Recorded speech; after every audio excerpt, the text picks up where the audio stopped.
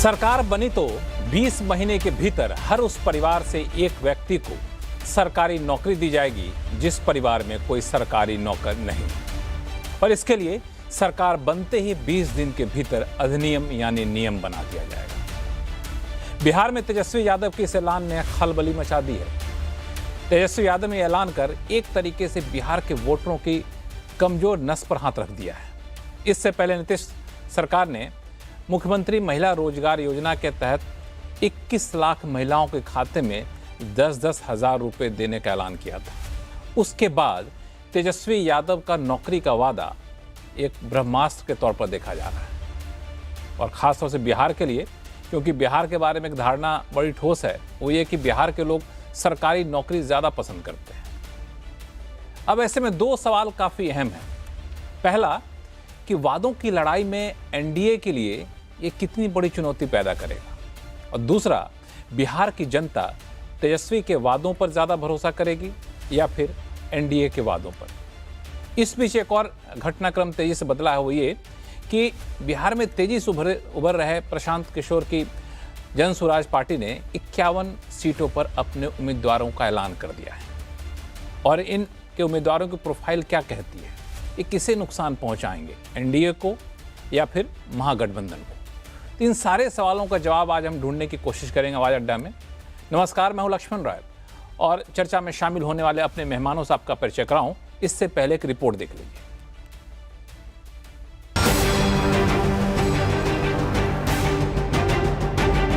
देश के सबसे दिलचस्प और सबसे जटिल बिहार चुनाव में तेजस्वी यादव ने हैरान करने वाला दांव खेला है।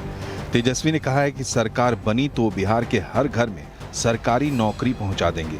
तेजस्वी ने ऐलान किया है कि सत्ता में आने के 20 दिन के भीतर वो कानून बनाएंगे और 20 महीने में जिस परिवार में पहले से कोई सरकारी नौकरी नहीं है उसके एक सदस्य को सरकारी नौकरी देंगे। इन्होंने 20 साल तक कोई नौकरी नहीं दी, कोई रोजगार नहीं दी, लेकिन सरकार बनते ही 20 दिनों के अंदर यह अधिनियम बनाया जाएगा और 20 महीने में ऐसा कोई बिहार का घर नहीं बचेगा जिसके पास सरकारी नौकरी नहीं होगी। कांग्रेस ने कहा है कि तेजस्वी ने पहले भी सरकारी नौकरियां दी हैं और वो अपना वादा पूरा करेंगे। उन्होंने पहले भी सरकारी नौकरियां दी और वो रिकॉर्ड उनका है जो कोई नकार नहीं सकता। तो हमारी सरकार जब आएगी, महागठबंधन की सरकार जब आएगी, तो जो वादे किए जा रहे हैं, ये संकल्प है, ये वादे नहीं है, संकल्प है, ये किया जाएगा। चुनावी साल में एनडीए की केंद्र और राज्य सरकार ने भी सौगातों की बौछार कर रखी है। पिछले कुछ महीनों में प्रधानमंत्री मोदी ने बिहार के लिए हजारों करोड़ की कई योजनाओं का ऐलान किया है। बिहार सरकार ने महिलाओं को 10,000 रुपए ट्रांसफर किए और 5 साल में 1 करोड़ रोजगार देने का वादा किया है। अब जेडीयू कह रही है कि तेजस्वी सरकारी नौकरी का वादा कैसे निभाएंगे, ये भी बताएं। आपने कहा कि हर एक परिवार के एक सदस्य को 2,76,68,930 परिवार है जो जाति सर्वे में आया है। उसमें कितने एम्प्लॉयमेंट है नहीं है ये अलग अलग विषय है, और एक परिवार के अंदर शैक्षणिक योग्यता 4 सदस्यों का है तो उसको नौकरी का हक नहीं रहेगा क्या? करीब 3.5 करोड़ परिवारों वाले बिहार में हर परिवार को सरकारी नौकरी देना मुमकिन नहीं लगता। सरकारी नौकरी तो क्या, बिहार में बेरोजगारी की समस्या हल करने के लिए भी दशकों तक भगीरथ प्रयास की जरूरत होगी। लेकिन चाहे नौकरी का वादा हो या दूसरी चुनावी सौगातें, बिहार की माली हालत को देखते हुए इन पर सवाल उठना लाजिमी है।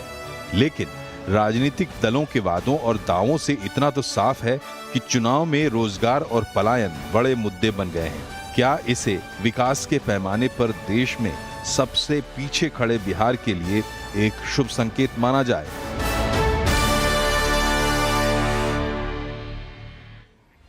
इन सारे सवालों का जवाब ढूंढने की कोशिश करेंगे और हमारे साथ मेहमानों का एक खास पैनल जुड़ चुका है। अब देखिए तो सिद्धार्थ यादव जी हैं जो कि भारतीय जनता पार्टी के प्रवक्ता हैं, नीरज मिश्रा हैं जो कि कांग्रेस के प्रवक्ता हैं, अनुप्रिया यादव हैं जो कि जनता दल यूनाइटेड की प्रवक्ता हैं, अनुकृति हैं जो कि जन स्वराज पार्टी की प्रवक्ता हैं, और कन्हैया भिलारी साहब हैं जो कि वरिष्ठ पत्रकार हैं, और सज्जन कुमार सिंह हैं जो कि वरिष्ठ विश्लेषक हैं ग्राउंड में जाकर के चुनावों पर काफ़ी पैनी नज़र रखते हैं। तो आप सभी मेहमानों का बहुत बहुत स्वागत हमारे शो में। शुरुआत में आज नीरज मिश्रा जी आपसे करना चाहूँगा। आपके सहयोगी दल ही हैं, आपके महागठबंधन का हिस्सा है, तो ये फैसला, ये ऐलान करने से पहले आपसे तो चर्चा हुई होगी, मतलब आपकी पार्टी से? लक्ष्मण जी देखिए ना, पिछले कई महीनों से जब जब महागठबंधन के साथी मिल रहे हैं, वो इन्हीं सब बातों पे चर्चा कर रहे हैं कि कैसे पिछले 20 साल में जो ज्ञान की भूमि थी, तप की भूमि थी, वो कैसे पलायन और भ्रष्टाचार की भूमि में तब्दील हो गई। इस पर तो हर बार चर्चा होती है।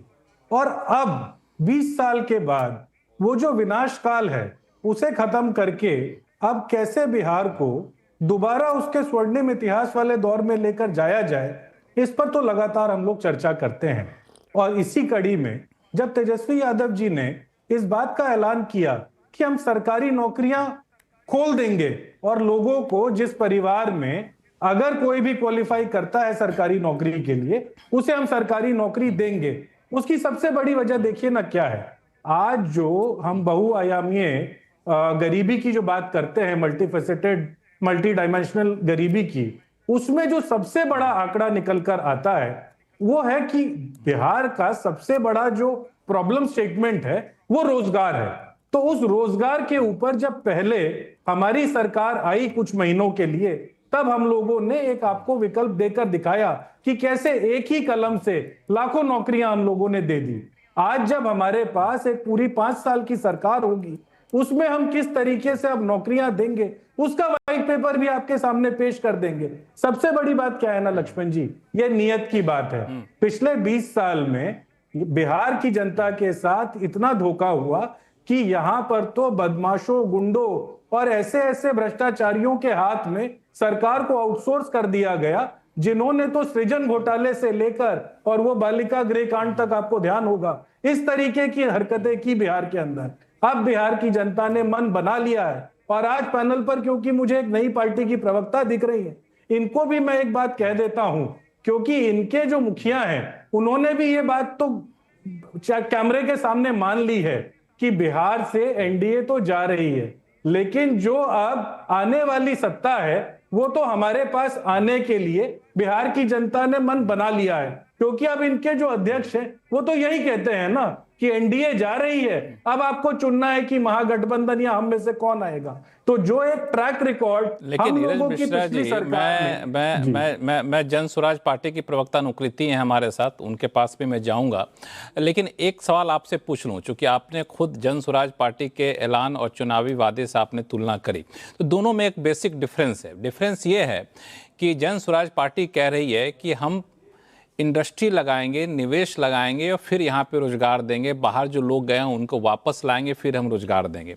आपका गठबंधन की पार्टी के मुखिया ये कह रहे हैं कि हम सरकारी नौकरी देंगे। अब आप देखिए, पूरे केंद्र सरकारी कर्मचारियों की संख्या कितनी? नीरज जी, आप तो बहुत पढ़े लिखे हैं, बहुत तार्किक बहस करते हैं, तथ्यों के आधार पर आते हैं। 49 लाख है केंद्र सरकार कर्मचारी। अब यहाँ पे आप 2.25 करोड़ कहाँ से लोगों को नौकरी देंगे? और चूंकि स्वर्णिम काल की बात की, तो मैं कोई पक्ष नहीं लूंगा, ना तो मैं आरजेडी का पक्ष, ना तो आपका पक्ष लूंगा, लेकिन मुझे स्वर्णिम काल से याद आ गया जब हम लोग कॉलेज में होते थे, स्कूल में, जहाँ तक याद, आप भी होंगे उस टाइम स्कूल में ही होंगे, तो जो लोग सरकारी नौकरी करते थे वो 5-5, 6-6 महीने से तनख्वाह नहीं मिलती थी और धरना प्रदर्शन चल रहा होता था, हम लोग को आज भी याद है। तो किस स्वर्णिम काल की बात कर, उस पर मैं आऊँगा, लेकिन पहले ये बता दीजिए कि सरकारी नौकरी बनाम नौकरी, दोनों में अंतर है, फिर मैं जाऊँगा नुकृति आपके पास।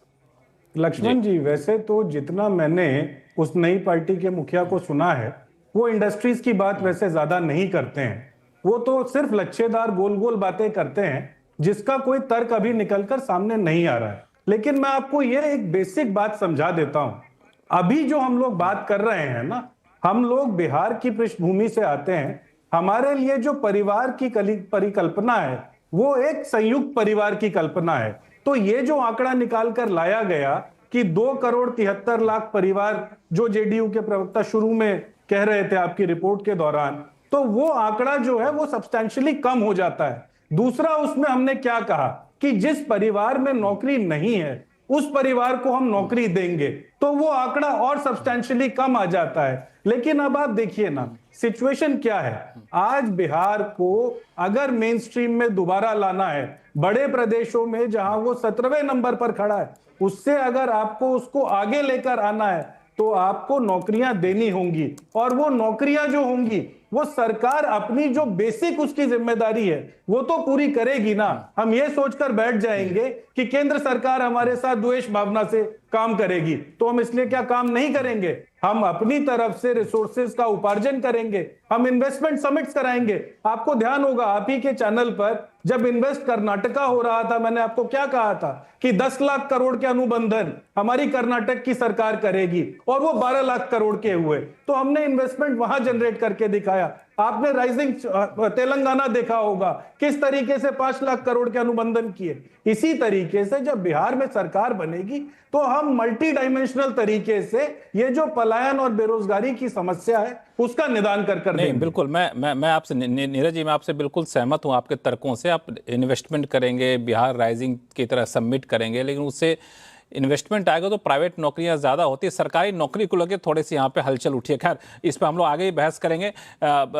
सिद्धार्थ यादव जी, आपको थोड़ी देर के मैं रोकता हूँ। इस बीच अनुकृति की जो कि चर्चा इन्होंने की है, तो अनुकृति को शामिल करता हूँ बहस में, जो कि जन स्वराज पार्टी के प्रवक्ता है। बता दो, चूंकि हमारे चैनल पर शायद पहली बार आ रही हैं, तो मैं इनका प्रोफाइल देख रहा था। ये दिल्ली स्कूल ऑफ इकोनॉमिक्स की पढ़ी लिखी हैं, लेडी श्री राम कॉलेज की हैं, और बहुत ही जन स्वराज पार्टी के युवा प्रवक्ता हैं। अनुकृति, ये जो नौकरी पर बहस छिड़ पड़ी है, इसमें चूंकि नौकरी का वादा आपने भी किया था और नौकरी का वादा अब आरजेडी ने भी कर दिया है, तो आपके लिए भी बड़ी चुनौती है। नहीं, लक्ष्मण जी, सबसे पहले थैंक यू, धन्यवाद हमें यहाँ बुलाने के लिए। प्रवक्ताओं को, बाकी प्रवक्ताओं को बहुत बहुत प्रणाम, बेलारी जी को भी प्रणाम।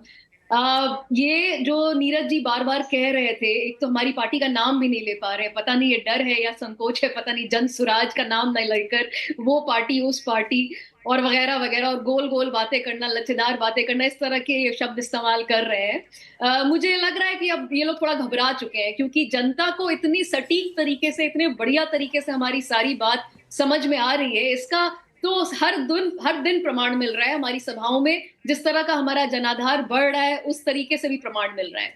पहली बात मैं इनसे पूछना चाहूंगी कि जो ये बार बार कहते हैं कि हम जब 17 महीने के लिए थे हमने इतनी नौकरियां दे के दिखा दी, तो एक छोटी सी इल्तिजा है हमारी और बहुत लोगों की कि भाई वो सारे नाम आप पब्लिक कर दो ना, जो नाम आपने लगाए नौकरियों में वो सार्वजनिक कर दो वो सूची, ये मालूम चल जाएगा। एक कलम के जोर पे जो आप कहते हैं, अभी तो हमने कलम फेंकते हुए देखा तेजस्वी जी को, वो तो सरस्वती का अलग लेवल पे अपमान कर रहे थे। दूसरी बात कि ये जो बोल देना कि हम हर घर को, चाहे जितना भी आंकड़ा बोल लें कि नहीं हम संयुक्त परिवार मान रहे हैं, हम जिसमें नौकरी नहीं है वो परिवार मान रहे हैं, फिर भी क्या ये मतलब एक गुब्बारा है क्या कि कहीं भी पिन मारो, और मतलब क्या हो क्या रहा है यहाँ पे, बिना किसी तथ्य के बात की जा रही है। आप फंड्स कहाँ से लाएंगे, आपके पास क्वालिटी क्या होगी उस नौकरी की, और सबसे इंपॉर्टेंट बात, क्या लोग तैयार हैं। आपने ही जातीय जनगणना के कितनी बार हमने सुन चुके हैं, वहां की संख्या हमारी, दलितों का जो पूरा ग्रेजुएट है परसेंटेज वो 3% से भी कम है, अति पिछड़ों का उतना ही है, मुसलमानों का, अल्पसंख्यकों का उतना ही है। तो नौकरी किसको मिल रही है और क्या तैयार हैं लोग नौकरी पाने के लिए। उसके अलावा मुझे अग्निवीर स्कीम की याद आ गई इनकी बात सुन के। आज जैसे तैसे किसी को भी मतलब सेना में भर्ती कर दो, क्या हाल हो रहा है आज अग्निवीरों का हम सब देख रहे हैं। तो इसी तरह से ये जो बिहार की जनता को इतना बेवकूफ समझ के, इतना मूर्ख समझ के कोई भी एक स्टेटमेंट दे देना लुभाने के लिए बिना किसी फैक्चुअल बैकिंग के, ये गलत है। अब बिहार के साथ अत्याचार हो रहा है ये सब बोल बोल के, लुभावने सपने लोग मत दिखाएं, क्योंकि अब जनता समझ गई है। और फाइनल बात ये कि जनसुराज ने कभी नौकरियों के वादे नहीं किए, इनफैक्ट उल्टा प्रशांत किशोर ने हर बार ये प्रूव किया है कि प्यून से लेकर चीफ कमिश्नर तक, चीफ सेक्रेटरी तक, कितनी कम मात्रा में, सिर्फ 26 लाख या ऐसे कुछ सरकारी नौकरियां हैं टोटल। तो क्या स्टेट पे आप लोग इतना प्रेशर डालिएगा, करोड़ों में नौकरियां उत्पन्न कहां से होंगी। और फाइनली एकदम फाइनल बात कि स्वरोजगार की बात लगातार जनसुराज कर रही है, जो प्रैक्टिकल बात है। स्वरोजगार में हमारी जो इंडस्ट्रीज, हमारे हैंडीक्राफ्ट्स हैं, कि ये कौन सी बात है, कितना प्रैक्टिकल, इस पे भी मैं आऊंगा। लेकिन हमारे सिद्धार्थ यादव जी हैं, भारतीय जनता पार्टी के प्रवक्ता हैं। सिद्धार्थ जी, ये जो मुख्यमंत्री महिला रोजगार योजना का ऐलान किया गया और हर महिलाओं को 10-10 हज़ार रुपये बांटे गए, दिए गए, उस पर तो भारी पड़ जाएगा ये तो। देखिए लक्ष्मण जी, आपको नमस्कार और आपके सभी दर्शकों को नमस्कार। मैं सबसे पहले तो जो हमारे कांग्रेस पार्टी के साथी आपके डिबेट पे उपस्थित हैं, उनकी बात को सुनकर के जिस प्रकार का आश्चर्य मेरे को हुआ है, मैं अपने आश्चर्य को व्यक्त कर देता हूँ। आपने पूछा कि सरकारी नौकरियाँ कैसे दी जाएंगी, तो उन्होंने कहा कि हम इन्वेस्टमेंट की सबमिट करवाएंगे। अगर इन्वेस्टमेंट की सबमिट से सरकारी नौकरी मिलने का तर्क इनका है, तो ये कितना बड़ा झूठ बिहार की जनता के सामने परोस रहे हैं, ये उसको दर्शाता है। चूंकि ये जान चुके महागठबंधन की कांग्रेस पार्टी और आरजेडी की सरकार हमारी बननी नहीं, चुनाव हमको जीतना नहीं, जो मन में आए हम वो बोल दें। 2 करोड़ 68 लाख के लगभग परिवारों में वो सरकारी नौकरी देने का क्या ब्लूप्रिंट इनका होगा, वो इनकी जो विफलता है ना बताने में, वो दर्शाती है कि ये कितने सीरियस हैं बिहार की डेवलपमेंट को लेकर के। और साथ ही साथ जब प्रदेश की जनता ये बात जानती हो कि बिहार के अंदर इनकी सरकार रहते हुए केवल एक ही उद्योग और एक ही कारोबार चला था, अपहरण का उद्योग और भ्रष्टाचार का कारोबार, यही बिहार के अंदर चला था, तो ये कौन सी नौकरी देने का काम करेंगे? नीरज जी, जब मैं आपके पास लोगों को जीने तक का अधिकार छीन लिया गया था, अपहरण उनके कर लिए गए थे, उनको बहन बेटियों को सड़कों पे से घसीट के उठा लिया जाता था। 6458 अपहरण 15 साल में इनके कार्यकाल में हुए, अपहरण की राजधानी वो बन चुके थे। ये लोग नौकरियों की बात करेंगे?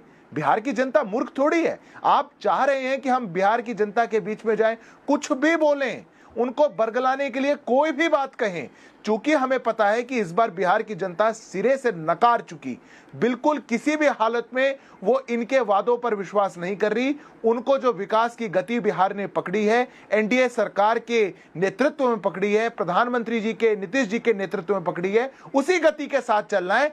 तो ये जो बौखलाहट है इनकी, ये उस पर उतर कर आ रही है। हमने जो स्कीम लॉन्च करी, लक्ष्मण जी, आपने मुझसे प्रश्न पूछा, ये प्रदेश की महिलाओं को स्वावलंबी बनाने की स्कीम है। ये उनको उद्योग सेटअप करने के, उनके स्वरोजगार सेटअप करने के, उनको हाथों को मजबूत करने के, आगे बढ़ाने की स्कीम है। ये हमको बिहार को देना है। जिस प्रकार के गर्त में से एनडीए बिहार को निकाल करके बाहर लाया और 20 साल के अंदर वहां पर विकास की गति बनी, आप सोचिए, कल्पना करिए, जितनी इनके 60 सालों की सरकार ने बिहार में सड़कें बनाई थी, वो 20 साल में एनडीए ने बना दी। ये लोग बात करेंगे विकास की, आज नौकरियों की बात कर रहे हैं। मैं चैलेंज देता हूं, जो भी महागठबंधन का प्रवक्ता आपके साथ बैठा हुआ है, आप उनसे केवल इतना पूछिए, 15 साल के अंदर कितने मेडिकल कॉलेज आपने बनवाए थे, कितने कॉलेजेस आपने, कितनी यूनिवर्सिटीज आपने बनाई थी? आपने बिहार के युवाओं को पढ़ने का अवसर नहीं दिया, उनको गर्त में धकेलते रहे। और आज लोग लुभावन के वादे जो पूरे नहीं हो सकते, वो जनता के बीच में झूठ बोल रहे हैं। ये शर्मनाक है। और अनुप्रिया और सज्जन, मैं आपके पास आऊंगा, अनुप्रिया और सज्जन हमारे साथ बनो, आपके पास आऊंगा, लेकिन एक सवाल नीरज मिश्रा जी जो अभी सिद्धार्थ यादव जी ने उठाया, उसका जवाब दे दीजिए, फिर मैं अनुप्रिया यादव जी के पास जाऊंगा। लक्ष्मण जी, मैं सिर्फ 2-3 बातें जल्दी जल्दी कह देता हूं, क्योंकि प्रधानमंत्री जी की पार्टी के प्रवक्ता हैं, तो 2 करोड़ नौकरियां हर साल देने वाले थे, तो 22 करोड़ नौकरियां तो ये नहीं दे पाए। लेकिन हमने तो आज भी इस बात को माना है कि हमने जैसे पिछली 17 महीने की सरकार में नौकरियां दी, हम तो सरकार में आते ही आपको नौकरियां देना शुरू करके दिखा देंगे, और शायद प्रधानमंत्री जी उससे सीख लेंगे। और जहां तक रही ना अपराध की बात जो ये जिक्र कर रहे थे, इनको शायद मालूम नहीं है, 2005 से लेकर आज तक 323% अपराध दर में यहां पर इजाफा हुआ है। 1,07,664 प्रतिवाद 2005 में अंकित किए गए थे, और 2022 में बिहार सरकार का आंकड़ा और एनसीआरबी का आंकड़ा दोनों इस बात की तकदीस करता है कि 3,47,855 प्रतिवाद 2022 में दर्ज किए गए, जो कि बढ़ोतरी है 323% की। तो ये अपराध, भ्रष्टाचार, इन सब बातों पर भाजपा और एनडीए का कोई भी व्यक्ति बोले तो देश की जनता उसको हंसकर टाल देती है। और जहां तक रही शिक्षा और बाकी सारी बातें, आपके सामने तो आंकड़े हैं। हमारी सरकारों ने क्या किया, इनकी बात पूरी हो जाने दीजिए। नहीं, इनकी बात पूरी हो जाने दीजिए, फिर आता हूं आपके पास। जी लक्ष्मण जी, जल्दी पूरी करें। हाँ, मैं सिर्फ ये बात कह के खत्म कर रहा था कि हमारी सरकार ने क्या किया, उसका आकलन बिहार की जनता ने किया है, चाहे वो पिछली 17 महीने की सरकार हो और उससे पहले की हमारी सरकारें हो। आज तो जो चुनौती है बिहार की जनता के सामने, वो इस सच को समझने की है कि 17 साल की उनकी सरकार और 17 महीने की हमारी सरकार, आपको जिसने आपके जीवन में कुछ सहूलियत, कुछ आसानी लाकर दी हो, आप उसके लिए वोट करिए। और इसीलिए सारे नेता अक्रॉस पार्टीज, अक्रॉस अलायंसेस कह रहे हैं कि एनडीए जा रही है और महागठबंधन आ रही है। सिद्धार्थ जी 30 सेकंड में जवाब दीजिए, फिर अनुप्रिया के पास जाऊंगा। 17 महीने बनाम 17 साल। 323% अपराधों में बढ़ोतरी हो जाएगा कि वो 2 मिनट बोले और मैं 30 सेकंड में उसका जवाब दे दूं। ऐसा तो मेरे लिए करना बड़ा कठिन काम होगा। आप मुझे 1 मिनट का तो अवसर दीजिए। वो सारी हाँ चलिए ठीक है, बोलिए। नहीं तो आप पहले किसी और ही को बुलवा लीजिए लक्ष्मण जी, कोई बात नहीं, आप उनको ज्यादा बुलवाना चाह रहे हैं, मैं अगली बार में जवाब दूंगा। नहीं, ऐसी बात बिल्कुल नहीं है। आप अपनी बात पूरी करिए, फिर मैं अनुप्रिया यादव जी के पास जाऊंगा, क्योंकि अब तक शो में वो जुड़ नहीं पाई, इसलिए कह रहा हूं। देखिए लक्ष्मण जी, मैं आपके दर्शकों को केवल इतना बताना चाहता हूं। मैंने एक प्रश्न पूछा था कांग्रेस पार्टी के प्रवक्ता से। मैंने पूछा था कितने मेडिकल कॉलेज 15 साल में जब आप सत्ता में थे आपने बनवाए। उन्होंने उसका उत्तर नहीं दिया। वो ठीक नहीं दिया क्योंकि उसका उत्तर है 0, 0। जिन लोगों का ट्रैक रिकॉर्ड ऐसा रहा हो, जिन बिहार की जनता ने जिनकी सरकार को देखी हो, क्या मजबूरी हो गई कि आज कहना पड़ रहा है कि 17 महीने की सरकार को 17 साल से कंपेयर करो? क्यों नहीं आपके 15 साल की बात होगी? आप 15 साल शासन करके गए, आपने प्रदेश के अंदर सरकार चलाई और उस सरकार चलाने में प्रदेश को गर्त में धकेल दिया, उसका कुछ नहीं। आपके समय में जो मेडिकल का बजट था वो 700 करोड़ था, आज 20,000 करोड़ है। मैं लक्ष्मण जी ईमानदारी के साथ दिल पर हाथ रख के कहता हूं, तुलना भी नहीं की जा सकती। जिस प्रकार बिहार को गर्त में धकेला गया था, बिहार के साथ अन्याय किया जा रहा था, 20 साल के एनडीए के शासनकाल से उसकी तुलना भी नहीं की जा सकती। ये बात ये लोग जानते हैं, ये अपने मन में भी जानते हैं और इसीलिए ऐसे वादे करने का काम कर रहे हैं। अवसर मिला था मेरे साथी को यह समझाने का कि कैसे सरकारी नौकरियां दी जाएंगी, उसका कोई ब्लूप्रिंट इनके पास नहीं है। दिखाता है कि ये कितना बड़ा झूठ और प्रपंच का एक जाल रच रहे हैं, पर बिहार की जनता इस जाल में नहीं फंसने वाली। ठीक है, इस पे मैं आऊँगा नीरज जी आपके पास, लेकिन अब थोड़ा सा अनुप्रिया यादव जी को और हमारे साथ सज्जन कुमार सिंह है, दोनों को मैं जोड़ लेता हूँ। शुभ अनुप्रिया, मैं ये सवाल रोजगार से इसलिए उठाया क्योंकि बिहार की जनता के नब्ज को आप भी पहचानते हैं काफ़ी अच्छे से कि बिहार या फिर कहें पूरे नॉर्थ इंडिया में एक सरकारी नौकरी को लेकर बड़ा ही क्रेज रहता है। अभी भी वो क्रेज है ही। और बिहार के बारे में कहा था कि वहाँ के लोगों की बड़ी कमज़ोर नस है सरकारी नौकरी। अब उस कमज़ोर नस को यहाँ पे पकड़ लिया है तेजस्वी यादव ने।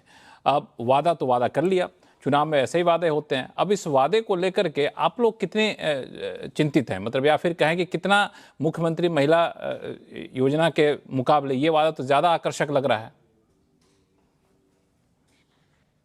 लक्ष्मण जी, आज तेजस्वी जी के प्रेस कॉन्फ्रेंस को सुनकर ऐसा एक मुझे बात याद आ गया और हमने पढ़ा भी है, सबने पढ़ा होगा कि नकल के लिए अकल चाहिए। माननीय मुख्यमंत्री नीतीश कुमार जी ने जिस तरह से अपने शासनकाल में लगातार युवाओं को नौकरी और रोजगार की बात की है, और हमने, मुझे लगता है कि जिस तरह से हमने पिछले चुनाव में जो वादे किए थे उस अचीवमेंट को जब हमने क्रॉस किया है, क्योंकि हमने कहा था 10 लाख नौकरी 10 लाख रोजगार देंगे, और वर्तमान स्थिति यह है कि हमने 12 लाख लोगों को नौकरी दिया है और हमने 39 लाख लोगों को रोजगार दिया है। तो और ये हम टारगेट को और फुलफिल कर सकते हैं आने वाले समय में। हमने एक वादा किया है कि 1 करोड़ लोगों को नौकरी और रोजगार देंगे। तेजस्वी जी जान रहे हैं कि बिहार में नीतीश कुमार जी के शासनकाल में लगातार युवाओं को नौकरी और रोजगार मिल रही है, और जिस तरह से युवाओं का जो एक सपना है कि नीतीश कुमार जी पुनः बिहार की जनता को की गद्दी को संभाले, इससे घबरा करके तेजस्वी जी ने एक फरमान जारी किया। अब मैं तो लॉजिकल बात करती हूँ कि बिहार में 2,76,68,930 फैमिली है जो हाउस होल्ड है, मतलब एक फैमिली की बात कर रही हूँ। उन्होंने कहा हर एक फैमिली के एक व्यक्ति को मैं सरकारी नौकरी दूंगा। मैं तो ऐसा पहली बार सुन रही हूँ कि देश क्या विदेश और देश के किसी भी राज्य में ऐसा कोई पहली बार योजना आएगा और अधिनियम के तहत आएगा कि हर एक परिवार के लोगों को नौकरी देंगे सरकारी, क्योंकि उन्होंने कहा है। सरकारी नौकरी कैसे दी जा सकती है मुझे नहीं पता। दूसरी बात कि मुझे एक प्रश्न भी उठता है इनके प्रेस कॉन्फ्रेंस के माध्यम से, अगर एक परिवार के 5 सदस्य और उसमें से 4 सदस्य एलिजिबल है किसी नौकरी को प्राप्त करने में, तो सिर्फ आप एक व्यक्ति को नौकरी देके मतलब 4 व्यक्ति को आप बेरोजगार कर देंगे, या कैसा इंसाफ आप करेंगे? पहली बात।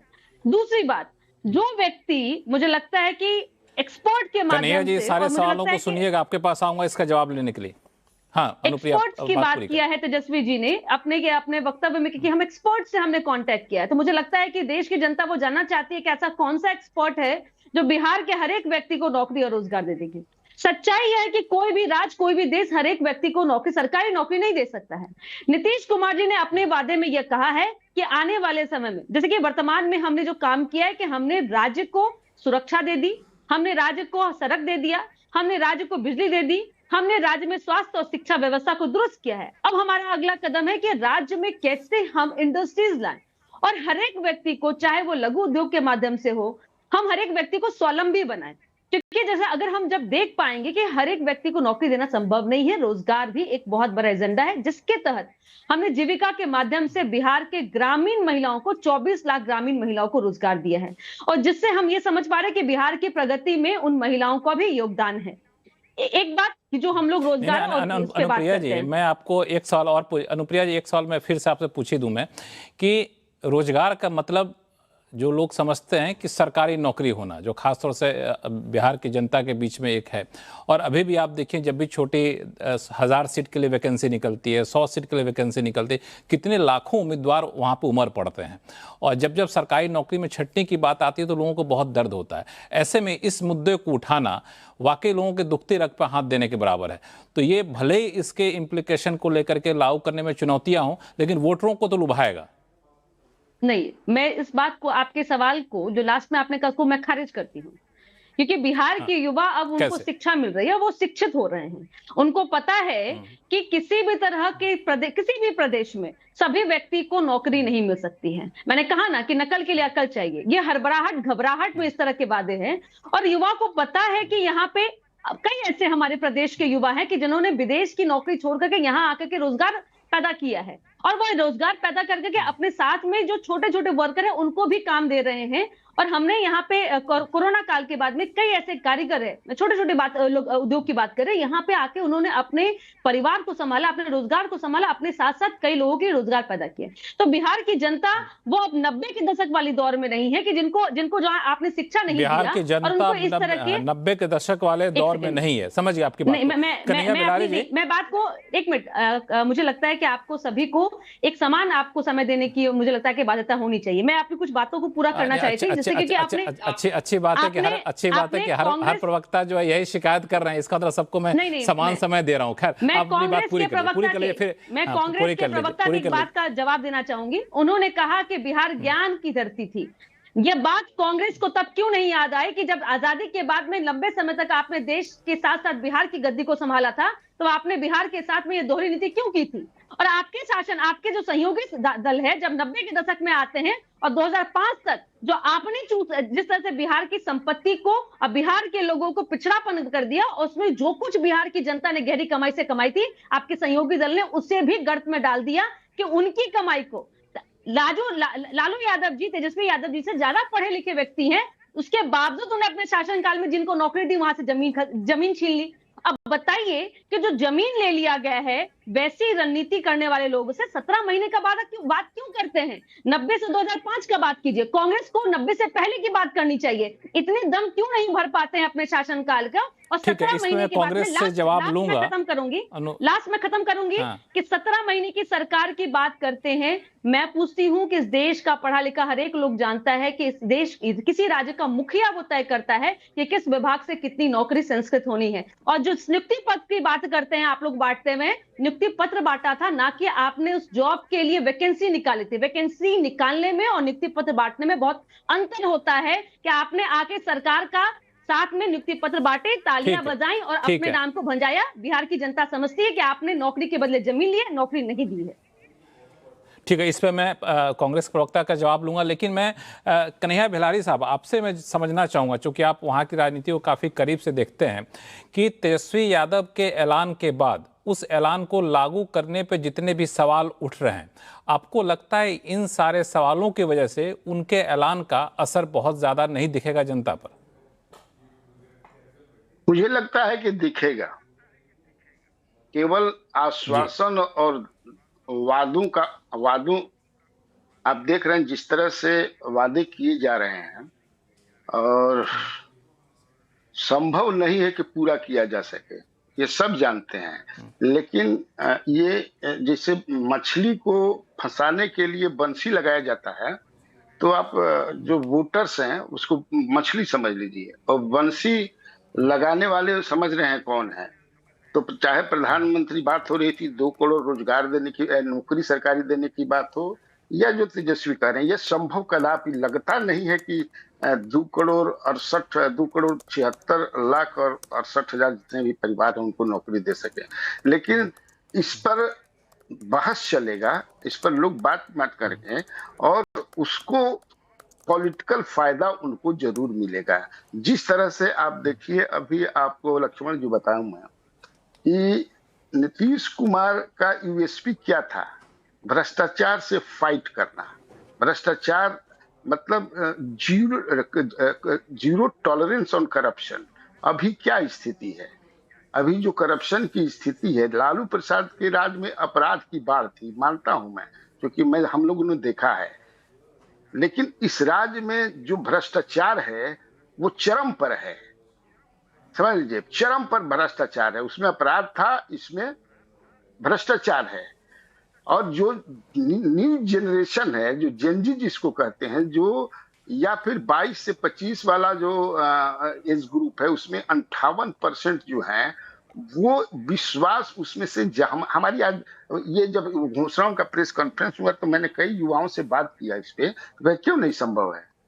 एकदम संभव है, दिया जा सकता है। किसी दिया जा सकता है, बट वो कहते हैं कि दिया जा सकता है।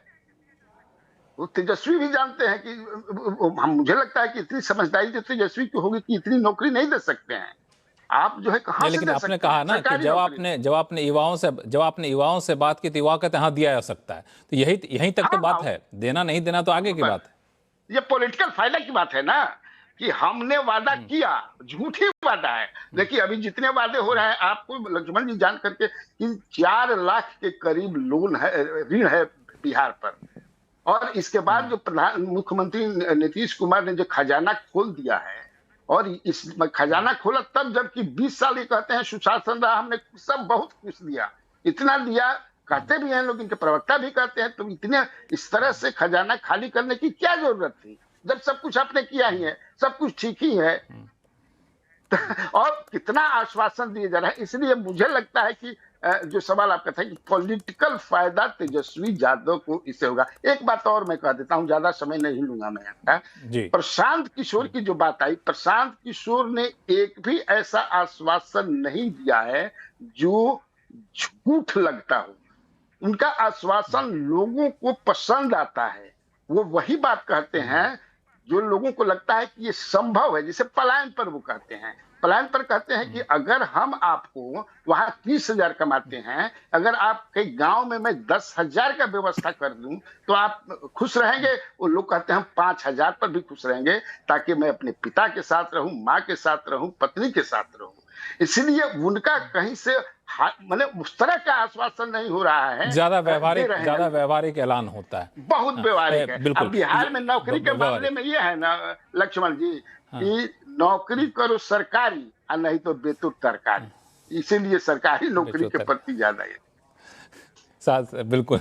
हालांकि अब नई युवा पीढ़ी है जो ज़्यादा पढ़ी लिखी है, तो पता नहीं इस कहावत पे कितना यकीन करती है। सज्जन कुमार सिंह, मैं सबसे आखिर में आपके पास इसलिए आया क्योंकि सब लोगों की दलील को सुन लिया जाए, और आपसे इस पर आपकी राय जानना इसलिए ज़रूरी है क्योंकि आप इससे पहले चाहे मध्य प्रदेश का विधानसभा चुनाव हो, चाहे महाराष्ट्र का विधानसभा चुनाव हो, चाहे झारखंड का हो, सब जगह आपने देखा कि इस तरह के ऐलान किए गए चुनाव से पहले, और आप उन चुनावों में काफ़ी नज़दीक से वोटरों के पास जाते रहे थे। और अब ऐसा ही ऐलान बिहार में किया गया, जैसे लाडली बहना योजना का ऐलान किया गया, फिर महाराष्ट्र में ऐसा ऐलान किया गया, अब मुख्यमंत्री महिला रोजगार योजना का ऐलान किया गया, अब हर परिवार को सरकारी नौकरी देने का ऐलान किया गया। आपको क्या लगता है कि इस तरह के ऐलानों को वोटर किस तरीके से देखते हैं? वोटर क्या इसके लागू होने की व्यवहारिकता पर गौर करते हैं या फिर ऐलान पर ही आकर्षित हो जाते हैं? जैसा कि सबसे पहले कन्हैया जी ने कहा, बिल्कुल ठीक कहा कि ये एक नैरेटिव बनाने की प्रक्रिया है। चुनाव बिल्कुल अब नजदीक में है, तो आपको एक बाइंडिंग नैरेटिव चाहिए, और आपने चर्चा के लिए एक मुद्दा रख दिया है और उस पर लोग चर्चा कर रहे हैं। लेकिन देखिए, एक बार के लिए मान लीजिए कि जो सरकार है, ये तेजस्वी हैं या गठबंधन है, वो बहुत गंभीर है इस मसले को लेके, तो उस हिसाब से बिहार के सारे, चाहे पहले से हो या अब नए आ जाएं, तो बिहार के लगभग 2.25 करोड़ परिवारों को एक एक सरकारी नौकरी मिल जाएगी। दूसरी बात, इसके अलावा प्राइवेट नौकरी पहले से है, होगी ही, तो 1 करोड़ उसको भी मान लीजिए। तो लगभग आप मान के चलिए 4 करोड़ परिवार या 4 करोड़ लोग जिनके पास सरकारी और प्राइवेट नौकरी बिहार में होगी। अगर ये स्थिति है, फिर तो बिहार से पलायन का मुद्दा लगभग गौण हो जाएगा, मान के चलिए। तो कायदे से अगर तैयारी सही में है इस मुद्दे को लेके, तो केवल आप ये नहीं कहेंगे कि सरकारी नौकरी देंगे, फिर तो आप कहेंगे कि इसके लाभ क्या होंगे वो भी गिनाइए। अगर आपको वोट प्राप्त करना है लोगों का, कि भाई पलायन का मुद्दा अपने आप खत्म हो जाएगा। जैसे मार्क्सिस्ट एनालिसिस में कहते हैं कि क्लास डिस्टिंक्शन खत्म हो जाएगा, कास्ट वास्ट कल्चर वल्चर सब खत्म हो जाएगा। वो व्यवहारिकता की बात होनी चाहिए कि सरकारी नौकरी और प्राइवेट नौकरी अगर सच हो जाए, अगर मान लीजिए, तो बिहार का सबसे भयावह जो मुद्दा है पलायन का, वो अपने आप खत्म हो जाएगा। पहली बात तो ये। दूसरी बात ये है कि मुझे इसमें थोड़ी जल्दीबाजी भी दिख रही है। जल्दीबाजी क्या है कि अभी तक कांग्रेस का नैरेटिव क्या है कि 90 बनाम 10 आरक्षण की सीमा को तोड़ेंगे, उसके बाद ईबीसीज के लिए अलग से जमीन आवंटन करेंगे, उनके लिए व्यवस्था बनाएंगे। तेजस्वी भी कास्ट सर्वे की बात कर रहे हैं। अब अभी तक आप अलग अलग कैटेगरीज को फोकस कर रहे हैं। वोट चोरी में आप गरीब, पिछड़े, माइनॉरिटी, इनके वोट और अधिकारों की बात कर रहे हैं। सवर्ण और ब्राह्मणवादी व्यवस्था को आप बता रहे हैं कि ये, और यहां पे अचानक से आप कहते हैं कि सबको नौकरी मिलेगा। तो एक तरफ तो आप खांचों में बांट रहे हैं, बहुमत को साधने की कोशिश कर रहे हैं, और दूसरी तरफ जैसे ही कहते सबको मिलेगा, इसमें ना ओबीसी की बात हो रही है, ना दलित की बात हो रही है, ना आदिवासी की बात हो रही है, ना अल्पसंख्यकों की बात हो रही है, ना अति पिछड़ों की बात हो रही है। तो ये समझ में नहीं आ रहा कि आप कम्युनिकेशन किस तरीके से, चूंकि एक पॉलिटिकल पार्टी की पॉलिटिकल कम्युनिकेशन जो होनी चाहिए वह सटीक और बिना कंफ्यूजन पैदा करने वाली होनी चाहिए। आरक्षण का मामला और साथ में आपने काफी इंपॉर्टेंट पॉइंट उठाया कि आप आरक्षण भी देंगे और हर परिवार को नौकरी भी देंगे, तब तो आपको ऐसे में तो एससी, एसटी, ओबीसी को एक परिवार में एक से ज्यादा नौकरी देनी होगी, तभी आपको सामान्य वर्ग के लोगों को के हर परिवार को एक नौकरी मिलेगी अगर आरक्षण को लागू करना है तो। एक चीज और आपसे सज्जन जी पूछूं कि जब कोई पार्टी सरकार में होती है तो वो जब वादा करती है, जब कोई पार्टी विपक्षी पार्टी होती है जब वो वादा करती है, दोनों में एक अंतर होता है। क्योंकि सरकार में जो पार्टी है वो अमल करके वादों पर तुरंत दिखा भी देती है, जैसे मुख्यमंत्री महिला रोजगार योजना के तहत हमने देखा, ऐसे भी दूसरे महाराष्ट्र में हमने देखा, ऐलान किया गया, चुनाव से पहले खाते में पैसे चले भी गए। तो यहाँ पे एक माइलेज मिलता है सत्ताधारी पार्टी को, निश्चित तौर पे माइलेज मिलता है। ये माइलेज आप देखें, मध्य प्रदेश में मिला, महाराष्ट्र में मिला, झारखंड में मिला, और बंगाल में मिला है, और बिहार में भी मिलेगा। दिल्ली में अरविंद केजरीवाल जी ने वादा किया लेकिन उन्होंने पैसे नहीं दिए, जो भी कारण रहा हो। वहां पे एक वोटर, शायद थोड़े बीजेपी और आम आदमी पार्टी के वोट में 1,90,000 का अंतर था दिल्ली में। मेरे कहने का मतलब है उन्होंने पैसे दिए नहीं। तो विश्वसनीयता जो है, क्या आप कह रहे हैं और जो कर रहा है, उसमें निश्चित तौर पे गैप होता है। खासकर बिहार जैसे राज्य जहां पे 90% से बड़ी जो आबादी है वो ग्रामीण इलाकों में रहती है, जहां पे रोजगार के साधन नहीं है, ऐसे में बिहार मान के चलिए एक लो एस्पिरेशन स्टेट है। अगर आप भारत की सारे राज्यों की स्थिति देखें तो दक्षिण के और पश्चिम के राज्य हाई एस्पिरेशन स्टेट है, वहां आपको ज्यादा पैसा देना होगा। बिहार और सेंट्रल इंडिया और ईस्ट इंडिया के राज्यों में लो एस्पिरेशन है, तो सरकार उनके बनिस्बत कम भी देती है। लेकिन 10,000 करोड़ 1 करोड़ महिलाओं में गया, जीविका दीदी योजना जो मुख्यमंत्री रोजगार योजना के तहत गया, वृद्धा पेंशन 400 से 1100 हुआ, और बाकी जो बिल्कुल ये एक प्लस पॉइंट होता है कि जब कोई सत्ताधारी पार्टी है वो अगर कुछ ऐलान करती है, चुनाव से पहले लागू कर दे, तो उस लोग ज्यादा भरोसा करते हैं। अनुकृति कुछ बहुत देर से बोलना चाह रही हैं। जी लक्ष्मण जी, मैं चूंकि सुन रही हूँ इतनी ज्यादा इन लोगों सबकी बातें, इनके दावे, मैं मतलब भूल जाइए जनसुराज को, भूल जाइए प्रवक्ता होने को, एक बिहारी की हैसियत से मैं पूछना चाह रही हूँ कि ये लोग क्या किसी और ग्रह पे रहते हैं और हम लोग किसी और राज्य में रह रहे हैं क्या? किस तरह की बात कर रहे हैं? हम लोग ह्यूमन डेवलपमेंट इंडेक्स में पिछले 20 सालों से 36वें पायदान पे हैं, मतलब कि लास्ट। हम लोग का लेबर फोर्स पार्टिसिपेशन रेट अभी भी नेशनल एवरेज से कहीं कम है, 43.4% है। हमारा स्कूल ड्रॉप आउट रेट 86% है। बिहार 1990 में सबसे गरीब प्रदेश था, 2015 में और 2025 में लगातार हम सबसे आखिर में हैं पूरे भारत में।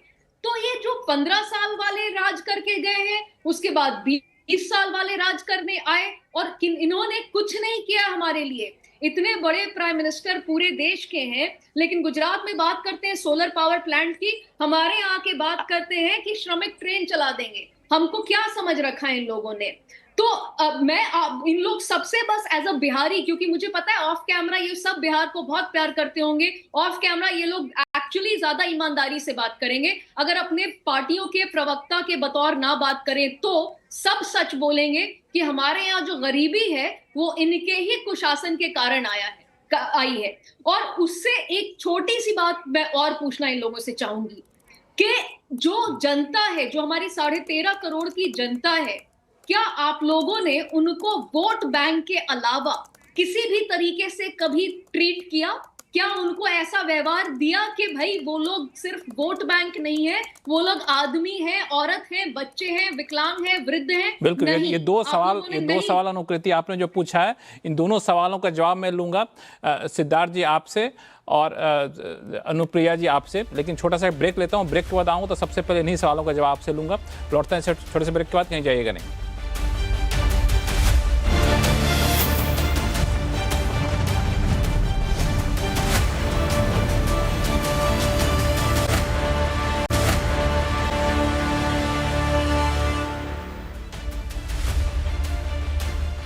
ब्रेक के बाद आपका फिर सबका स्वागत है। हम चर्चा कर रहे हैं बिहार के ऊपर, और ब्रेक पे जाने से पहले जन स्वराज पार्टी की प्रवक्ता अनुकृति ने बड़ा ही गंभीर आरोप लगाया था कि चाहे आप जितने भी वादे करें तो वो वादे जो है इसका क्या मतलब निकाला जाए। इनका कहना यह था कि बिहार में जो भी गरीबी है, जो पिछड़ेपन है, वो आप लोगों के शासन के कुशासन की देन है। आप लोगों का मतलब चाहे एनडीए का हो, चाहे महागठबंधन का हो। तो मैं तीनों जो प्रवक्ता बैठे हुए हैं, तीनों से एक एक करके इसका जवाब लूंगा। सिद्धार्थ, सबसे पहले आपसे।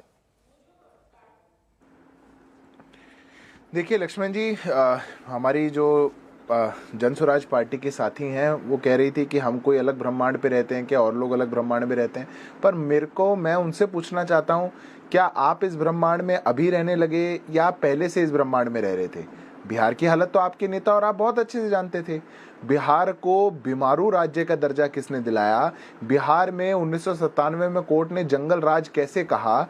बिहार की क्या हालत थी आपके नेता बहुत अच्छे से जानते हैं। पर चूंकि जिस पार्टी का सृजन ही कन्वीनियंस के आधार पर हुआ हो, और जिनके नेता बहुत कन्वीनियंस से आज इस पार्टी के साथ, कल उस पार्टी के साथ प्रोफेशनली या नॉन प्रोफेशनली आनंद ले रहे हैं, उनको मुझे नहीं लगता कि इन बातों से ज्यादा फर्क पड़ता होगा। पर चूंकि मैं आपके बीच में नहीं बोला था, मैं आपके बीच में नहीं बोला था। आप मेरी बात के बाद आप बोल लीजिएगा। आप मेरी बात के बाद आप बोल लीजिएगा। इतना उत्तेजित होने वाली बात नहीं थी। पर चूंकि जो हमारी जन स्वराज पार्टी की साथियां बैठी हैं वो इस ब्रह्मांड में पहले से रही हैं, तो मैं उनकी जानकारी के लिए बता दूं कि 2005 के अंदर बिहार में प्रति व्यक्ति आय 8,223 रुपए थी। 2025 के अंदर बिहार के अंदर प्रति व्यक्ति आय 66,828 रुपए हुई। ये 20 साल के अंदर हुआ।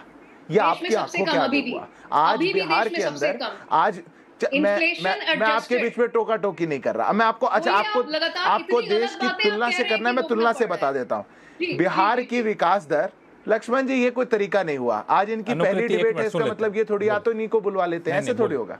अब सुनना पड़ेगा। अब आप नेशनल टेलीविजन पे आए और सीरियस पॉलिटिकल पार्टी से आप सीरियस पॉलिटिकल पार्टी की तरीके से बिहेव करिए। अब ये तुलना करना चाह रही है तो तुलना भी कर लेते हैं। बिहार की विकास दर, मुझे पता है कि जो आंकड़े हैं वो बहुत चुभते हैं। बिहार की विकास दर आज 14.47% है। ये यूपी से ज्यादा है, झारखंड से ज्यादा है, बंगाल से ज्यादा है। पिछले 20 सालों में विकास दर कितनी बढ़ी है, इसमें कितना जीडीपी को कंट्रीब्यूशन हुआ है। बिहार को जिस हालत में छोड़ के गए थे महागठबंधन वाले, आरजेडी वाले, उस हालत से बाहर निकाल करके मूलभूत सुविधाओं को मजबूत कर, लोगों के हाथों को मजबूत कर आज एक नई आशा बिहार में आई, तब इनको समस्या जगी। इनकी राजनीति भी तो तभी चली जब इनको लगा कि आज बिहार आशावान हो चुका और प्रगति की राह पे आगे बढ़ सकता है। आज वो जो कुरीतियां थी, वो जो डर था, भय था, वो जो एक कारोबार चल रहा था अपहरण का और अन्य चीजों का, वो जंगल राज से तो बाहर आ गए। अब बिहार आगे बढ़ सकता है, आओ हम भी राजनीति चमकाएं। मुझे लगता है कि ऐसी अवसरवादिता नहीं करनी चाहिए। अपनी एक पॉलिटिकल जो ट्रुथ है उसको एक्सेप्ट करके आगे बढ़ना चाहिए। आप भी सच्चाई के साथ बढ़िए। हम दावे के साथ कहते हैं और जनता के बीच में जाकर के बहुत मजबूती के साथ कहेंगे, लक्ष्मण जी, हमने बिहार की जनता को 20 सालों के अंदर एक बहुत स्वर्णिम काल दिखाने का काम किया, आशाएं जगाने का काम किया और यह विकास की गति आगे भी चलती रहेगी। इनके जो मंसूबे हैं वो बिहार की जनता कामयाब नहीं होने देगी। बिल्कुल। मुझे नहीं पता सिद्धार्थ जी बिहार में रहते हैं या नहीं, मुझे नहीं पता सिद्धार्थ जी बिहार में रहते हैं कि नहीं, लेकिन क्योंकि ये रियलिटी से, वास्तविकता से बहुत दूर है, काफी दूर है। और ये जो आंकड़े चुभते हैं, इन्होंने कहा ना, सही कहा, बिहार को चुभते हैं ये आंकड़े, क्योंकि जो 8000 आपने बताया, मैं 1990 का भी बता सकती हूँ, और 2025 में जो आपने 66,000 बताया, उसके बावजूद ये इन्फ्लेशन एडजस्टेड है। तो CNBC is a financial channel and I am sure इसके दर्शक समझते हैं कि इन्फ्लेशन एडजस्टेबल क्या होता है। और अभी भी 66 के बावजूद बिहार सबसे नीचे है, इससे कम प्रति व्यक्ति आय किसी स्टेट की नहीं है। और ये 14% विकास की बात करते हैं, ये इनको पढ़ना पड़ रहा है, यही दिखाता है। अगर सच में कुछ धरातल पे हो रहा होता तो ऐसे पढ़ना नहीं पड़ता। हम लोगों को क्यों मालूम है कि मल्टी डायमेंशनल पॉवर्टी इंडेक्स जो है वो 50% से ऊपर है बिहार का, देश में सबसे ज्यादा। अर्बन पॉवर्टी 33% है, देश में सबसे ज्यादा। ये कहाँ? और आप तो देखिए, ऐसा है कि अभी ग्लोबल डेवलपमेंट इंडेक्स पे तो हम आप कोट करिए, किन के डेटा को आप कोट करें, आप कोट कर दीजिए। कोट नीति आयोग के, आप कोट कर दीजिए, कौन से ह्यूमन डेवलपमेंट इंडेक्स की बात कर रहे हैं आप? दूसरी बात, 2,25,00,000 लोगों को बिहार के अंदर एक्सट्रीम पॉवर्टी में से बाहर निकाला, ये नीति आयोग का डेटा है। उस पर आप आंख मूंद लेंगे, उसको आप नहीं देखेंगे। राजनीति करनी जरूरी है केवल इसलिए। 30 दिन 57 मर्डर से ज्यादा हुए थे, 57 murders recorded, on record 57 murder 2025 के जुलाई में। क्या बात करें आप लोग क्राइम की? और नेशनल क्राइम रिकॉर्ड ब्यूरो का डेटा मैं निकालूं तो आप लोग पानी पानी हो जाएंगे। 2022 में हाईएस्ट अनुप्रिया यादव है। और अनुप्रिया यादव, ठीक है, अनुकृति जी, ठीक है, अनुप्रिया यादव। मैं अनुकृति जी को के स्टेटमेंट को सुन के मैं थोड़ा आश्चर्यचकित हूँ कि हम कहते हैं ना कि 100 बिल्ली 100 चूहे खा के हज को चली। जो संगठन आज के डेट में पैसे के दम पे अपनी राजनीतिक कर रही हो, जिसके कार्यकर्ता पैसे के दम पे कार्य कर रहे हो, और ये मुझे बोलते हुए कोई मैं झूठी स्टेटमेंट नहीं दे रही हूँ, ये बिहार की जनता जानती है इनके कार्यकर्ता कैसे काम करते हैं। अगर बिहार में इतना ज्यादा इन्फ्लेशन है, बिहार में लोग इतनी अगर डेवलपमेंट नहीं है, तो आपको अपनी राजनीतिक चमकाने के लिए जो आपने 100 जगह से घूम करके पैसे उगाही की है, उसको आप इंप्लीमेंट कर रहे हैं। दूसरी बात, अब इन्होंने सवाल पूछा कि 20 साल में सरकार ने क्या किया। मैडम सुनिए, मैं तो बिहार से हूं, आपने सिद्धार्थ जी से पूछ लिया। यहाँ बिहार पहला ऐसा राज्य है जिसने 35% रिजर्वेशन देके पुलिस बल में पूरे देश में बिहार पहले नंबर पे है। दूसरी बात, बिहार पहला ऐसा राज्य, सुन लीजिए, नहीं तो हाँ, तो हमारे डेवलपमेंट है, हमारी अचीवमेंट हम बोलेंगे। हमने बिहार में महिलाओं को घर से बाहर निकालने के लिए उनको रोजगार दिया। हमने उनके परिवार में डोमेस्टिक वायलेंस के खिलाफ बिहार में शराबबंदी की। अब बताइए, प्रशांत किशोर जी कहते हैं कि हम बिहार में आएंगे तो शराबबंदी लागू होम डिलीवरी हो रही है शराब की, होम डिलीवरी मत बोलिए, हर जगह 30,000 करोड़ सरकारी अफसर ना होगा। आपको ट्रेजरी में ना जाकर डिबेट करते हैं मैडम, ट्रेजरी में ना जाकर अनुकृति को सुन लेते हैं, जो फिर आपके पास आऊंगा मैं। अनुकृति को बोलने दीजिए। आंकड़े चुभते हैं मैडम, सही में चुभ रहे हैं आपको कि हमारे जो डेवलपमेंट है, हमारे अचीवमेंट है, वो आपको पचेंगे नहीं, क्योंकि आपने ही नारा दिया था, आपके ही नेता आए थे कि एक बार फिर से नीतीश कुमार जी के डेवलपमेंट पे ही काम हुआ था, वो आपके प्रशांत किशोर जी की करिश्मा नहीं थी। दूसरी बात, अब ये कह रहे हैं कि यहाँ पे बेटियों के क्या हुआ। हमारे योजनाएं जो है, कभी भी वोटर्स को देखकर हम वोट की चिंता नहीं होती है। हम पूरे बिहार को वोटर्स के रूप में नहीं समझते हैं, परिवार के रूप में समझते हैं। तभी हमने बेटियों को पढ़ने के लिए साइकिल की योजना दी, पोशाक की योजना दी। जिस योजना का रिसर्च होता है हार्वर्ड यूनिवर्सिटी में, यह प्रशांत किशोर जी के ऊपर नहीं हुआ है, कैसे उन्होंने लोगों को राजनीतिक में हासिल दिलाई सत्ता। दूसरी बात, यहाँ बेटियों को पढ़ने के लिए केजीसी पीजी की पढ़ाई मुफ्त है, जिसके कारण बेटियों में जो ड्रॉप रेट आप कह रही थी मैडम, जो लालू जी के राज में था उस समय में 52% था, हमारे यहाँ 86% है। हमारे यहाँ बिहार में महिलाओं को, क्योंकि मैं कहती हूँ कि और बातें मैं इनसे करूंगी ही नहीं, क्योंकि इनको वो सड़क नहीं दिखेगी, उनको बिजली नहीं दिखेगी, रेट है इनको समझ में नहीं आता। बिहार में बेटियों की, मैडम सुन लीजिए, थोड़ा सहन शक्ति रखिए, नेशनल चैनल पर डिबेट में आप चाय के चर्चे पे नहीं बैठी हैं, थोड़ा ध्यान रखिए आप। दूसरी बात ये कह रही थी भाषा से समझ में आ रहा है आप कितना नेशनल चैनल की मर्यादा रख रही हैं, आपकी भाषा से समझ में आ रहा है। हमारी भाषा पे मत, मुझे लगता है कि आपके लुभावने बातें बोलने से ही अच्छे होंगे कि बिहार की हकीकत जानिए। आप जो क्राइम की बात कर रही हैं, अनुप्रिया जी, एक मिनट नीरज मिश्रा जी को जोड़ लेता हूं साथ में। आपकी बात पूरी हो गई अनुप्रिया जी, अपनी बात पूरी कर ले जल्दी से। देखिए, इन्होंने क्राइम की बात की, मुझे लगता है कि लोकतंत्र में सबसे बड़ा मालिक होता है जनता, और जनमत ने अगर मुख्यमंत्री नीतीश कुमार जी के बार बार अगर मोहर लगाया है तो इसलिए क्योंकि उनको पता है सुशासन की सरकार है। और हमारे यहाँ ऐसा नहीं होता है कि हमने क्राइम्स को एक उद्योग के रूप में बना दिया और क्रिमिनल को मुख्यमंत्री आवास से संरक्षण नहीं मिलता है। अगर किसी भी तरह के आप आरोप की बात करें, सृजन की भी बात हुई थी, सृजन और बालिका गृह कांड के जो आरोपी आज कहाँ हैं मुझे बताइए, सलाखों के पीछे हैं। उस पर कार्रवाई किसने की? सरकार ने की। हम बचाने और फंसाने की राजनीति नहीं करते, जाति धर्म की राजनीति नहीं करते। और अनुप्रिया अपनी बात को कंप्लीट करिए। शराबबंदी जैसी नीति को, जो बिहार की महिलाएं कम से कम परिवार में सुरक्षित है, उसको हटाने की बात नहीं करते, और शराब माफियाओं से हम चंदा नहीं लेते। नीरज मिश्रा जी, अनुकृति जी की आपकी बारी। पार्टी की समय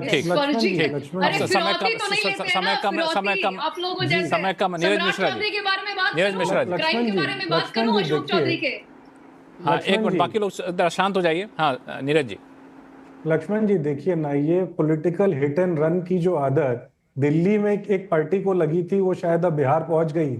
और ये जो क्लीन स्लेट के साथ बात करने की कोशिश कर रहे हैं, इनसे सिर्फ ये पूछ लीजिए, इनकी मुखिया ने जब हैदराबाद में अपना दफ्तर बनाया तब उनको बिहार की क्यों नहीं सूझ रही थी? बिहार के कितने बच्चों को रोजगार दे रहे थे? इनसे ये सवाल पूछ लीजिए। लेकिन हमसे क्योंकि इस डिबेट में बार बार बहुत सवाल पूछे गए कि हम 17 महीने की बात क्यों कर रहे थे, क्योंकि अभी जो रेलेवेंट मेमोरी है ना वहां के वोटर की, वो उसी 17 साल और 17 महीने की है। नहीं तो मैं 1935 में ले चलता हूं, जहां reorganisation of Bihar and Orissa हुआ, और जब उड़ीसा को अलग किया गया, हमसे पारादीप पोर्ट और गोपालपुर पोर्ट दोनों ले लिया गया, तो किस तरीके का नुकसान हमें हुआ, हम उस पर बात कर लेंगे। फिर जब रीऑर्गेनाइजेशन के नाम पर झारखंड को अलग करके हमारे रिसोर्सेज को अलग कर दिया गया, तो वो भी बात कर लेंगे। लेकिन बहरहाल मैं 1950 से शुरू करता हूं और आपको 50 सेकंड में बता देता हूं मेजर पॉइंटर। सबसे बड़ा काम जो कांग्रेस की सरकार ने किया था वो भूमि सुधार 1950 में किया, वो जमींदारी प्रथा को खत्म किया, और जो सामाजिक न्याय की बात की उसी के ऊपर आज भी वो राजनीति होती है। आपको बताएं हमने क्या दिया? बरौनी की ऑयल रिफाइनरी, जिसके बारे में आज भी चाहे मुख्यमंत्री हो चाहे प्रधानमंत्री हो उसी रिफाइनरी की बात करते हैं। हमने क्या दिया? वो तिलका मांझी यूनिवर्सिटी, जिसके प्रांगण में जाकर प्रधानमंत्री जी मुख्यमंत्री जी जाकर बात करते हैं। ललित नारायण मिथिला यूनिवर्सिटी, उसी प्रांगण में जाकर ये लोग बात करते हैं। और बिहार की जनता ने इनसे क्या मांगा? एक केंद्रीय यूनिवर्सिटी, आज तक पटना यूनिवर्सिटी वो संघर्ष कर रही है। तो किस तरीके से हमारी सरकार ने अपनेपन के साथ बिहार की जनता के लिए काम किया। लेकिन आज की जो सरकार है, पुरानी बातें हैं ना कि अब लोग आज मैं देखिए ना, मैं इसीलिए 17 महीने की बात कर रहा था लक्ष्मण जी, मैं इसीलिए 17 महीने की बात कर रहा था। 17 महीने पे काफी ज्यादा सवाल जवाब यहाँ पे हो चुका है। सज्जन कुमार सिंह, एक सवाल थोड़ा सा इससे अलग हट के पूछूं मैं, चूंकि शो का समय खत्म हो रहा है। अभी आज जन स्वराज पार्टी ने जो अपने 51 उम्मीदवारों के नाम ऐलान किए हैं, उनके प्रोफाइल देख के क्या लग रहा है, ये लोग किनको ज्यादा नुकसान पहुंचाएंगे? क्योंकि बार बार ये उठ रहा था कि जो उम्मीदवार होंगे वो तय करेंगे क्या होता है जन स्वराज पार्टी का भविष्य। नहीं, देखिए, इनके उम्मीदवारों में बिल्कुल डेमोग्राफिक प्रोफाइल जो है, जहां पे कुछ 1 to 3 हर विधानसभा में आप कम्युनिटी की उसकी संख्या के बारे में पता करते हैं, तो आप देखिए कि सीमांचल क्षेत्र में मुस्लिम उम्मीदवार हैं। आप देख ले तिरहुत वाले क्षेत्र में अति पिछड़े और पिछड़ों को दिया गया है, और उस तरीके से डिस्ट्रीब्यूशन भी इनका है कि 14 सवर्णों को है, 17 जो है अति पिछड़ों को है, 11 पिछड़ों को है, जिसमें यादव समाज भी शामिल है। हाँ, और उसके अलावा 15 सेकंड दिया है। तो इसके कवायद का जी कन्हैया जी, ये उम्मीदवारों का चयन क्या संकेत दे रहे हैं? संक्षिप्त में। उम्मीदवारों का चयन तो बहुत बढ़िया से इन्होंने किया है। आप बताइए, 17 ईबीसी इन्होंने दिया है और ओबीसी में 11 जीतेंगे कि दिया वोट है। काटेंगे? नहीं, अभी तो जीतने की बात कहाँ से है, जीतेंगे नहीं, लेकिन दोनों तरफ का वोट काटेंगे। महागठबंधन ये एनडीए का ये ज्यादा वोट काटेंगे। एक चीज हम लेकिन बता दें जाने से एनडीए के वोट ज्यादा ही काटेंगे। चलिए अभी बाकी लोगों को उम्मीदवार आ जाते हैं तो फिर इस पे हम लोग अलग से चर्चा करेंगे, क्योंकि शो का समय यहीं खत्म हो रहा है। तो आप सही मेहमानों का बहुत बहुत धन्यवाद हमारे शो में जुड़ने के लिए। आवाज अड्डा में फिलहाल इतना ही। देखते रहिए CNBC आवाज। नमस्कार।